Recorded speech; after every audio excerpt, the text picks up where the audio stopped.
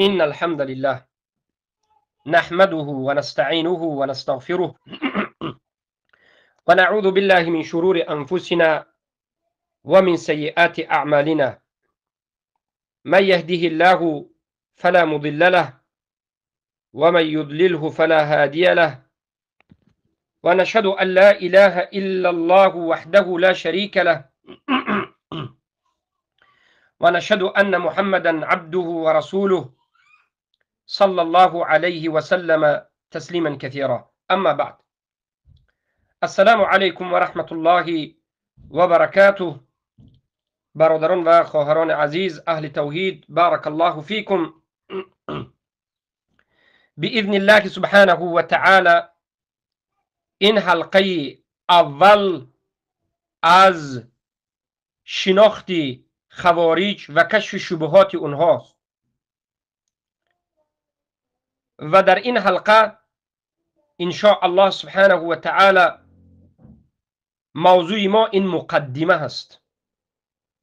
مقدمه در آموزش و شناخت فرقه خوارج و کشف شبهات اونها و رد باطلات اونهاست. برادران و خواهران عزیز، الله سبحانه و تعالی در قرآن کریم می فرماید واعتصموا بحبل الله جمیعا ولا تفرقوا. چنگ بزنید به حبل الله همه شما، دست جمعی، و تفریقه نکنید. حبل الله انا همین قرآن است، انا همین سنت رسول الله است و حبل الله انا همین لا اله الا الله است. رسول الله صلی الله علیه و سلم فرمودند، خیلی که امام احمد ابن حنبل در مسندشون با رقم 11273 روایت نمودند که رسول الله صلی الله علیه و سلم فرمودند انی تارک فیکم ثقلین احدهما اکبر من الاخر کتاب الله ممدود من السماء الى الارض. من به شما دو ثقلین را، دو چیز را ترک میکنم، یکی از بزرگتر از دیگر است و این کتاب الله است و در روایت و سنت رسول الله صلی الله علیه وسلم. این امت رسول الله صلی الله علیه و سلم باید به حبل الله، به قرآن و سنت، به فهم سلف این امت چنگ بزنند. انمین است راه حق، انمین است هدایت، و از تفریقه و اختلافات و پراکندگی دور باشند. بارک الله فیکم. زیرا که در دوام آیت می آید که واعتصموا بحبل الله جمیعا ولا تفرقوا. تفریقه نکنید، یعنی ولا تختلفوا فی الدین کما اختلف اهل الكتاب. اختلاف در دین نکنید چگونه ای که اهل کتاب پیش از شما بوده امتها اختلاف کردند در دین، پارچه پارچه مذهب ها، طائفه ها، فرقه ها شدند. نظر کنید به تفسیر مقاتل ابن سلیمان مجله اول صفحه 293 در زیر ولا تفرقوا ولا تختلفوا فی الدین کما اختلف اهل الكتاب میگه. سبحان الله. رسول الله صلی الله علیه و سلم فرمودند، خیلی که این روایت یکی از روایت های مشهور است، در بسیار کتاب های حدیثی آمده است که رسول الله صلی الله علیه و سلم فرمودند که افترقت اليهود الى 71 فرقه و افترقت النصارى الى 72 فرقه و ستفترق امتی الى 73 فرقه. یهودی ها به 71 فرقه تقسیم شدند، نصرانی ها به 72 فرقه تقسیم شدند و زود است که امت من این امت به 73 فرقه تقسیم می شود. کلهم فی النار الا واحده، همه این فرقه ها به دوزخ داخل می شوند بجز یک فرقه، فرقه حق، طائفه حق، فرقه ناجیه، طائفه منصوره. به رسول الله صلی الله علیه وسلم در باب فرقه حق و طائفه منصوره ناجیه سوال کرده شد که من هم یا رسول الله؟ قال ما انا علیه و اصحابی، در روایت ما انا علیه اليوم و اصحابی. این فرقه نجات یافته از درون 73 فرقه، این یک فرقه نجات یافته، فرقه ناجیه، طائفه منصوره، این کی هستند رسول الله؟ رسول الله گفتند اینها همان کسانی هستند که به مانند من و صحابگان من باشند، به مانند من و صحابگان من باشند، در اعتقاد، در عمل، در سیاست، در آداب و اخلاق و فرهنگ، به مانند رسول الله صلی الله علیه و سلم و به مانند شاگردان رسول الله صحابگان که الله از ایشان راضی شده. انمین است که منهج را رسول الله بیان نمودند، فرقه ناجیه طائفه المنصوره را رسول الله بیان نمودند که فقط یک طائفه هست، فقط یک منهج حق است، یک راه مستقیم است. دیگر راهچه هایی که در گرد اطراف این راه هست، دیگر فرقه ها و طایفه هایی که 72 فرقه دیگر است، اینها گمراهانند، اینها عاقبتشون جهنم است. اگرچه در باب این حدیث علما میگویند یعنی این 73 فرقه همشون مسلمان، اما فرقه ای که اینها از بدعت دور هستند و نجات یافته و منصور هستند، اهل سنت و الجماعه، اینها اهل جنت. باقی مانده فرقه ها به دوزخ در آمده، بعد از دوزخ، بعد از عذابی این آتش و به سبب آتش وقتی که از بدعت و این خرافاتشون پاک میشوند، بعد از این به جنت میدارند و به درجه های پایانتر از اهل سنت. اما فرقه های کفری شرکیه که به شرک و کفر غوطه زده است، آنها به این فرقه داخل نمیشوند. مثلا رافضه آیا به 73 فرق داخل می شود؟ جماعت ابن عربی به 73 فرق داخل می شود؟ یا این جهمیه به 73 فرقه داخل می شود؟ نه، بلکه سلف صالح حتی روایت میرند از عبدالله ابن مبارک و غیره که جهمیه ها را میگفتند که این یک ملت کفری است، خودش یک ملت کفر است. جهمی ها پیروان جهم ابن صفوان، اینها به این 73 فرقه داخل نمیشن. اینها یک فرقه های کفری و شرکی هستند که اصلا کفار و مشرکین هستند. و هر کسی که در مذهب جهم ابن صفوان باشد، یا رافضه ها یا ملحدین و غیره، خود را به اسلام نسبت میدن، اینها به 73 فرقه داخل نمیشن. 73 فرقه های 72 فرقهش فرقه های بدعتی دارند، اما به کفر شرک نرسیده است. به مانند مرجئه، مثلا مرجئه یک فرقه بدعتی است، اما علما تکفیر نکردند. فرقه ناجیه طایفه منصوره به داخل نمیشد و غیره و غیره.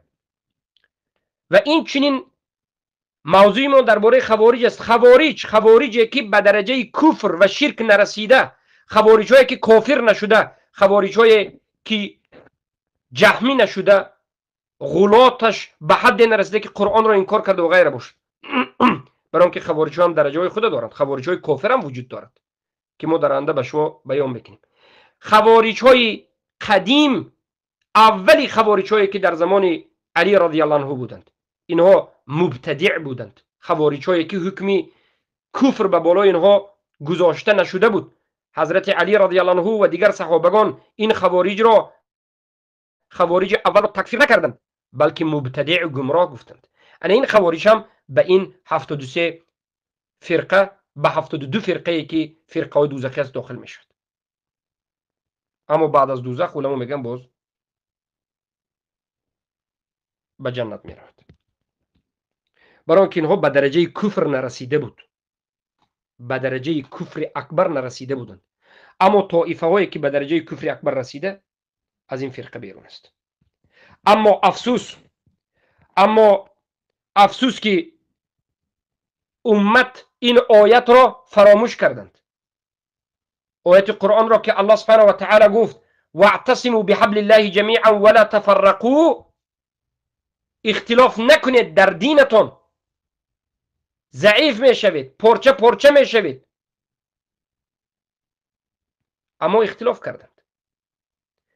و کل حزب بما لديهم فرحون، و هر یک حزب، هر یک جماعت از آن چیزی که در نزدش دارد خرسند است و خودش را حق میگوید.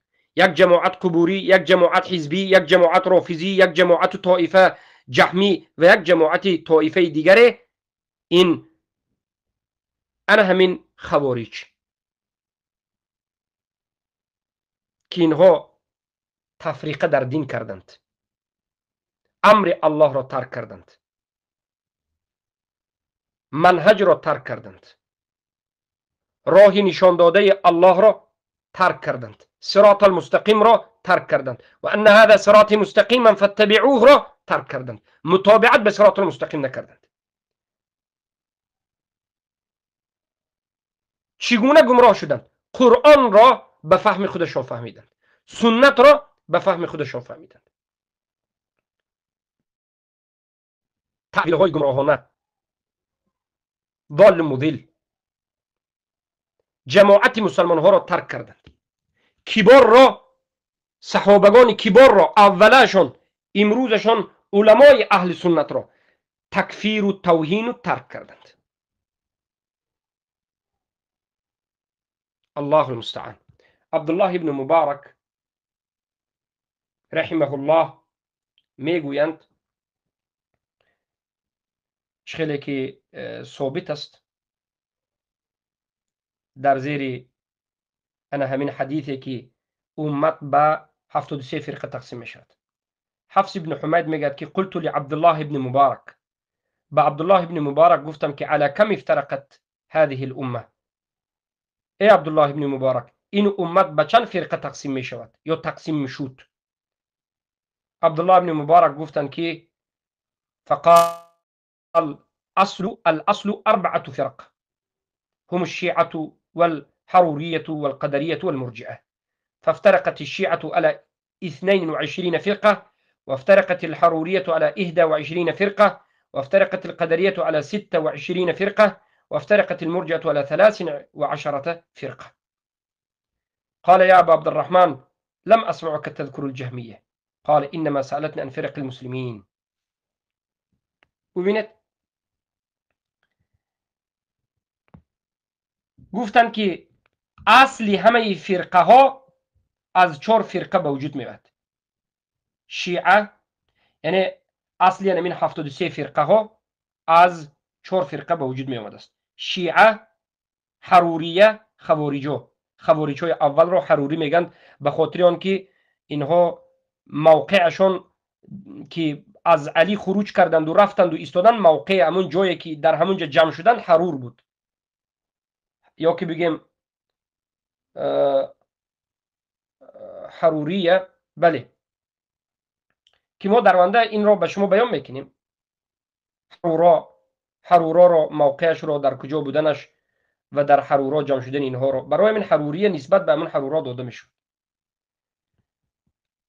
و یکم شیعه، دومش حروری، سومش قدری، چهارمش مرجئه. باقی مانده فرقه هایی که بدعتی هستند از اینجا به وجود آمد. البته شما در اینجا نگویید که شیعه ها هم آیا مسلمان هستند. ما در باب شیعه ها یک چند مراتبه به شما خیلی هم واضح بیان کردیم، تفسیر کردیم، شرح دادیم که شیعه گفته در زمان سلف همون کسی را گفته میشد که حضرت علی را از عثمان پیش گیرد. امروزه رافضه هایی که امروز هست در ایران و در غیره که ابوبکر و عمر تکفیر میکند، این شیعه نمیگفتند، این رافضه کافر میگفتند. این خوب دقت بدید. برای همین وقتی که کتابی بارک الله فیکم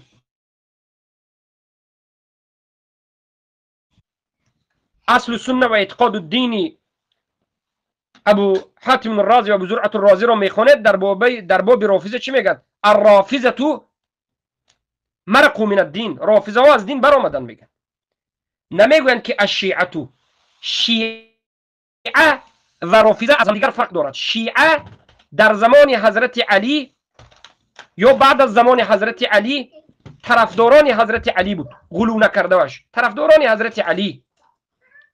و در زمان سلف صالح عبدالله بن مبارک و غیره، شیعه گفته کسانی را میگفتند که عقیدهش اهل سنت و الجماعت است، 100% اهل سنت است، موحد است، یکتاپرست است، اما حضرت علی را از حضرت عثمان پیش میداند، افضلتر میداند، نه از ابوبکر و عمر، فقط از حضرت عثمان. میگد که اول ابوبکر، بعد از این عمر، بعد از این علی و بعد از این عثمان. انمین را شیعه میگفتند، انمین را فرقه بدعتی میگفتند. اما کسی بیاید حضرت علی را از ابوبکر پیش بگیرد، حضرت ابوبکر و عمر و دیگر صحابگان را تکفیر کند، حالا دیگر کفرهایش یک طرف، این آدم رافضه میگفتند، این آدم کافر میگفتند. برای همین امروز به این امروزه رافضه ها شیعه گفتن این غلط است. از همین جهت بسیار مسلمان ها بین سخنهای علما و سلف و امروزه شناخت رافضه ها به شبهات گرفتار می شوند. مثلا سخن سلف را در باب شیعه می خوانند و می آیند سخن سلف را که در باب شیعه که در زمان سلف بود فقط یک موحد حضرت علی را از عثمان پیش می گرفت، آمده سخن سلف را به این رافضه های کفار و مشرکین که یگان کفر نمانده مگر این که انجام داده، شیطان از اینها فرار میکند، این کفار را مسلمان و شیعه و سخن سلف را درباره جور میکند. این از جهل است و این از باب فایده است که من به شما گفتم که فراموش نکنید.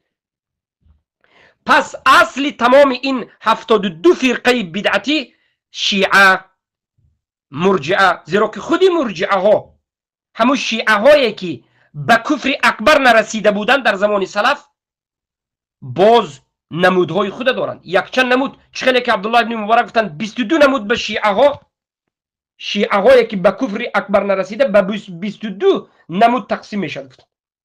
22 فرقه.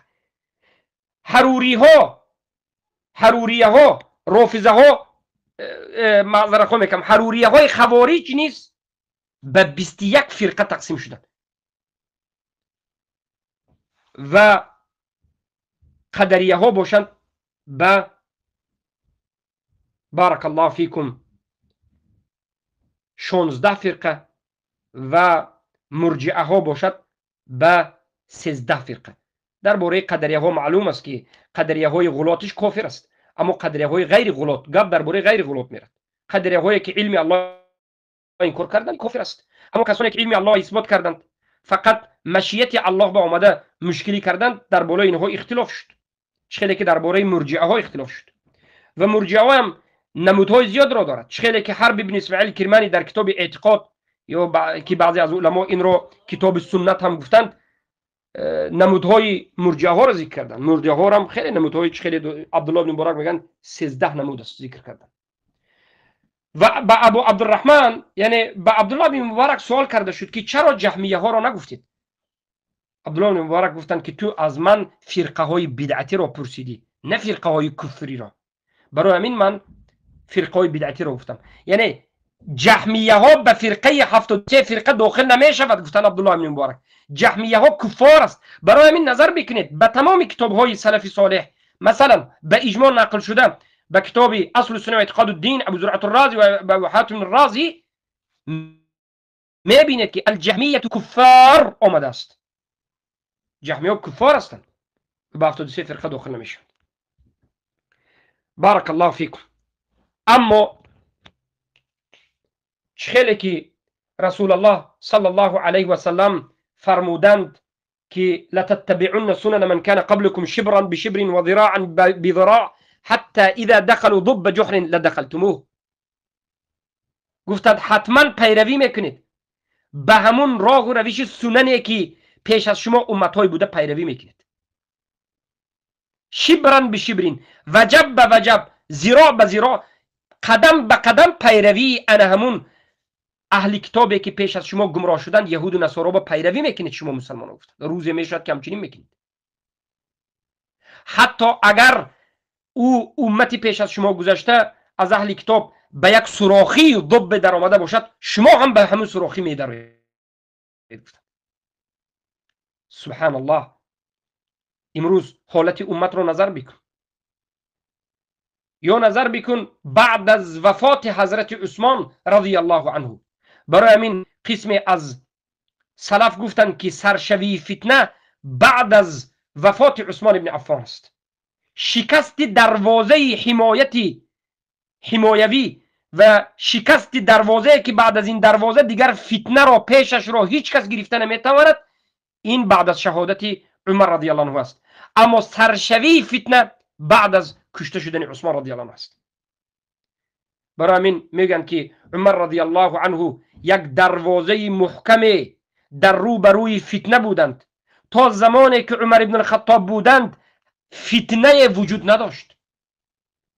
اما وقتی که عمر ابن الخطاب رضی الله عنه را ابو لؤلؤ مجوسی خبیث 14 مراتبا ضربه کرد زد و در نماز فجر به شهادت رسانید، حضرت عمر ابن الخطاب وفات کردند، دروازه شکست. دروازه که حمایت میکرد امت را از فتنه شکست و دیگر بعد از این عمر هیچ کسی این دروازه حمایوی از فتنه را دیگر زنده کرده و ساخته نمیتواند. و بعد از این آهسته آهسته در زمان خلافت عثمان ذی النورین رضی الله عنه فتنه شروع شد و این فتنه عاقبتش به کشته شدن عثمان رضی الله عنه، به شهادت رسانیدن عثمان رضی الله عنه به آخر رسید که این را عبدالله ابن السبعی یهودی لعنه الله، یمنی، این یهودی که دعوای مسلمانی کرد و آمد به درون اسلام در آمد، خواست که اسلام را پاره کند، به اهل مدینه خواست که فتنه کند، نتوانست. از مدینه رانده شد، به عراق رفت، از عراق رانده شد، به مصر رفت در خلافت حضرت عثمان رضی الله عنه. در مصر به خودش یک ایده را جمع کرد و مردم را، پیروان خود را فریب داد که به حج می رویم، از مصر به مدینه و از مدینه به مکه می رویم، حج میکنیم. چند صد نفر را گرفت آمد به مدینه و در مدینه به حضرت عثمان خروج کرد، حتی به خانه حضرت عثمان داخل شدند. حضرت عثمان رضی الله عنه را در خانهشان در بالای تلاوت قرآن به سرشان شمشیر زده، اول دستشان را بریدند و بعد از این بالاخره به قتل رسانیدند. بعد از مقتل عثمان ابن عفان رضی الله عنه دروازه فتنه چنان باز شد که تا امروز دیگر محکم نمیشد. فرقه و تفریقه بعد از این به وجود آمد. سبحان الله.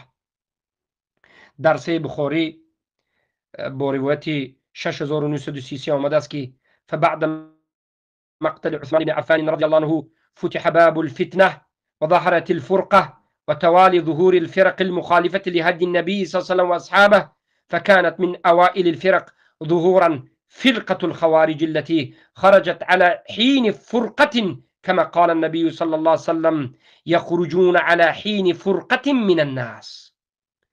این در روایت صحیح بخاری آمده است. یعنی بعد از کشته شدنی به شهادت رسانیدن حضرت عثمان ابن عفان رضی الله عنه دروازه فتنه در بین این امت باز شد، کشاده شد و فرقه و تفریقه شدن و فرقه جماعه مسلمان ها تفریقه کردن و از همدیگر جدا شدن ظاهر شد. سبحان الله. و پی هم فرقه هایی که مخالفت به هدی و راه و روش منهج رسول اکرم صلی الله علیه وسلم و به اصحابش داشتن پی هم به وجود می آمدن و اولین های فرقه پیدا شده که ظاهر شد من اوائل، از اولین های فرقه اولین هایی که پیدا شده است ظاهر شد، این فرقه خوارج است که وقتی فرقه یا جدا شدنی بین مسلمین به وجود می آید.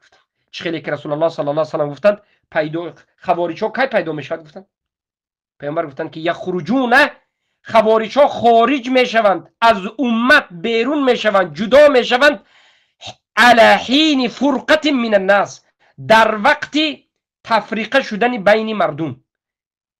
علما گفتند وقتی که حضرت علی و حضرت معاویه رضی الله عنهما به همدیگر به اختلاف داخل شدند و بین مسلمین یک اختلاف شدیدی به وجود آمد. قسم همراه حضرت علی و قسم همراه حضرت معاویه و قسم دیگر هر دو را ترک کرده داخل به این فتنه نشدند.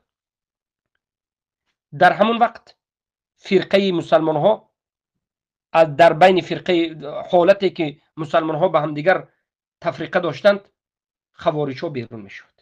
پیامبر گفته بودند، الصادق المصدوق گفته بودند صلی الله علیه و سلم، و در حقیقت همون گفته رسول الله شد. و رسول الله اینچنین بیان کردند که این فرقه مارقه از دین برآمده خوارج باقیه گفتند، مارقتون باقیتون، مارق باقی میماند تا اینکه آخرین خوارج ها به دجال پیوست می شود. آخرین خوارج ها به دجال رفته پیوست می شود. البته این حال مقدمه است. ما حالا به معنای خوارج اولین وقت کی به وجود آمد نگفتیم. ما گفته شدیم که وقتی که امت انا همچنین از قرآن و سنت و از صحابگان رسول اکرم صلی الله علیه وسلم دور شدند، به فهم خود قرآن را جهلا فهمیدنی شدند، عقل را داخل کردند، عاقبتشون انا همین شد. عاقبت خوارجی به وجود آمد. بعد از خوارج ضد خوارج ها کی برآمد؟ یک بار مرجئه به وجود آمد. مرجئه ها بحث کردند به خوارج ها، بحث کردند بالاخره مرجئه شدند. از مرجئه ها با بدتر یک فرقه کفره به وجود آمد، الجهمیه کفار به وجود آمد. بعد از مرجئه ها از طرف دیگر از خوارج ها یک فرقه دیگر معتزله ها به وجود آمد که از جانب خوارج است در باب ایمان، در باب توحید اسماء و صفات جهمی است. فرقه ها بالای هم از قدریه و از جبریه و از این همه فرقه های باطل به وجود آمدند. مذهب ها به وجود آمد، تعصب به مذهب به وجود آمد، تفریقه به وجود آمد و امت پراکنده شد. کار به جای رسید که هر یک انا همین اعتقادی باطل داشته ها به خودشون دولت را تشکیل دادند، حکومت را تشکیل دادند.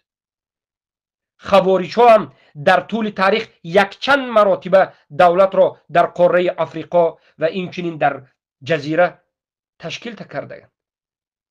تا به حال دولت خوارج ها امروز وجود دارد. دولت عباضیه که عمان در پهلوی یمن در پشت سعودی و از یک طرفش امارات وجود دارد. عباضیه ها خودشان را قائدی میگن و بالاخره قرامطه های رافضه به خودشان دولت عبادیه، دولت فاطمیه گفته و تا به امروز میبینید که این قرامطه ها و علوی ها ادامه انمون کارشان را کرده ایستادند. پس همان وقت این تفریقه ها، این اختلاف ها، این گمراهی ها نابود می شود که امت به قرآن و سنت به فهم سلف این امت چنگ زند. یک، همان وقت یک انسان از این شبهات، از این مذهب های گمراه نجات می یابد که چیکار کند؟ به قرآن و سنت چنگ زند. در این مقدمه ناگفته نماند که سبب شروع کردن درس ما که سلسله درس های شناخت خوارج و کشف شبهات اونها و رد اونها به خاطر این است که امروز در بین فارس ها، در بین جوان های فارس در ایران و افغانستان و تاجیکستان هم خوارج ها دارند جوش میزنند، به وجود آمده ایستادند، شب و روز زیاد شده ایستادند.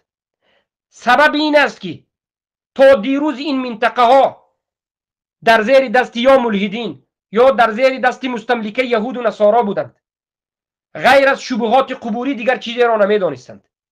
وقتی که از شبهات قبوری بیرون شدند، وقتی که به بعضی از روایت های کتاب ها دست پیدا کردند به سختترین انا همون رویش چنگ زده و منهج خوارج ها را از سبب نداشتن علم منهج، از سبب علما وظیفه خودشان را بیان نکردن، این جوان ها دارند شب و روز به جانب خوارج رفته شدند. امروز ما می‌بینیم که خوارج ها در این زمان ما هم از زمان قدیمه دیده کار و فعالیت خود را ترک نکردند، مثل قدمای خود کار خود را کرده شدند. از تکفیر عموم، تکفیر کردن همه مسلمان ها، خونوان همه مسلمان ها را حلال کردن، تکفیر بالتسلسل، از قاعده و قانون های خودشان ساخته و بافته که الاصل فی الناس کفرون، در همه حالت حتی در سرزمین مسلمان هم اصل الناس فی کفرون، و مسلمان هایی که نمازخوان هستند اونها را که مسلمان هایی که نمازخوان هستند از قبر و کفر شرک که این قبر پرستی ها از اونها دیده نمی شود، آنها را چی میگن؟ مستور الحال و مجهول الحال گفتن و تکفیر کردن، تکفیر بالعموم، تکفیر همه امت و والعیاذ بالله دور کردن امت از قرآن و سنت، به قرآن و سنت به فهم خودشان صحبت کردن، در حالتی که جوانهای جاهلی که هیچ علمی منهجی را بویش را نبردند، قرآن و سنت را حتی خوانده نمیتوانند، شب و روز به تکفیر امت، به تکفیر مسلمان ها مشغولند، به تکفیر علمای ربانی، حتی تکفیرشان به صحابه، به تابعین و به صحابه رفته رسیده است. و دین انمینا دینشون انمین است که پیش از هر یک 5 وقت نماز اینها اگر نماز خوانند لا اله الا الله گفته نماز میخوانند و بسیاریش والعیاذ بالله به سبب این عقیده باطلش در آخر الزمان به دجال پیوست میشود، زیرا که خودش تکفیر میکند و از این تکفیر کردش برآمده نمیتواند.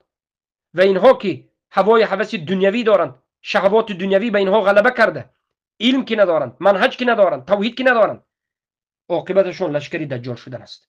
از سبب اینکه ما این جوانها را دیدیم، گمراه شدن اینها را دیدیم و بعضی از این جهلا شبهاتی مثل خانه عنکبوت منتشر کردهشان را دیدیم، انا همچنین برنامه را ترتیب دادیم که سلسله درس‌های شناخت خوارج و کشف شبهات اونها است و باذن الله سبحانه و تعالی در این سلسله حلقه ها ما امت را به پیروی قرآن و سنت و فهم سلف این امت دعوت میکنیم و بیان میکنیم که یگانه فرقه حق، فرقه ناجیه، طائفه منصوره، این همون کسانی هستند که پیروان قرآن و سنت با فهم سلف این امت، قرآن و سنت را به فهم خودشان نمیفهمند بلکه به فهم سلف میفهمند. انمین هستند، انمین ها فرقه ناجی هستند، غیر از اینها دیگر باقی مانده همه فرقه ضال و مضل و از این خوارج های چوجه گمراه اینها هم ضال و مضل هستند. بارک الله فیکم. برای همین است که الله سبحانه و تعالی در قرآن گفت فإن آمنوا بمثل ما آمنتم به فقد اهتدوا، اگر مردمی که بعد از صحابگان آمده ایمان بیاورند به مانند و مثل صحابگان به تحقیق هدایت می‌یابند. یعنی ایمان شما همان وقت ایمان است که به مانند صحابگان باشید، فهم شما، اعتقاد شما، عمل شما به مانند صحابه باشد. اما امروز این خوارج ها و با برادران جهمیشون از البته که فرسخ ها دور شدند از فهم صحابه، از معامله صحابه، از عملهای صحابه و از عبادت صحابه رضی الله عنهم و از علم و فهم صحابه. اینا فرسخ ها دور شدند و از همین سبب گمراه شدند که ما در این درس ها بیان میکنیم که یگانه فرقه حق من اهل سنت است و این چنین در این درس ها ما خوارج های قدیم را، اول پیدایش اونها، چگونه پیدا شدنشون و چند به چند فرقه تقسیم شدن اینها را همش را بیان میکنیم و بعد از این اعتقاد خوارج های قدیم و بعد از این اعتقاد خوارج های جدود و رد به این اعتقاد باطل اونها و شبهات اونها و رد به شبهات اونها، این انا همین سلسله درس های ما است. باذن الله سبحانه و تعالی این درس را شروع میکنیم و الله سبحانه و تعالی امید داریم و دعا میکنیم که الله سبحانه و تعالی ما را در این سلسله درس های شناخت خوارج و کشف شبهات اونها و رد اونها ما را موفق کند، سربلند کند و این سلسله درس ها را سبب دوری از بدعت و از اهل بدعت گرداند، سبب شناخته شدن خوارج ها در بین خواهران برادران گرداند و سبب دور شدن از خوارج ها برادران خواهران را گرداند و سبب خفه کردن و نابود کردن فتنه خوارجین عصر، این تکفیری های غلات، این کشندگان مسلمان ها، این نابود کنندگان مسلمان ها گرداند. و این بود حلقه امروزه. باذن الله سبحانه و تعالی در حلقه آینده ما به شما به موضوع علمی داخل میشویم، یعنی داخل میشویم به مسئله خوارج در لغت چی معنی دارد، از نظر شریعت چی دارد، فرقه خوارج گفتم و کدام، یعنی چی را در نظر داریم، کی پیدا شدند و اولا حدیث هایی که رسول الله درباره خوارج ها گفتند. همه این را ان شاء الله آیسته آیسته زینه به زینه به شما بیان خواهیم کرد. سبحانك اللهم بحمدك اشهد ان لا اله الا انت استغفرك واتوب اليك. اللهم علمنا مما ينفعنا وينفعنا مما علمتنا انك انت العليم الحكيم. اللهم لا علم لنا الا ما علمتنا برحمتك يا ارحم الراحمين. السلام عليكم ورحمة الله وبركاته.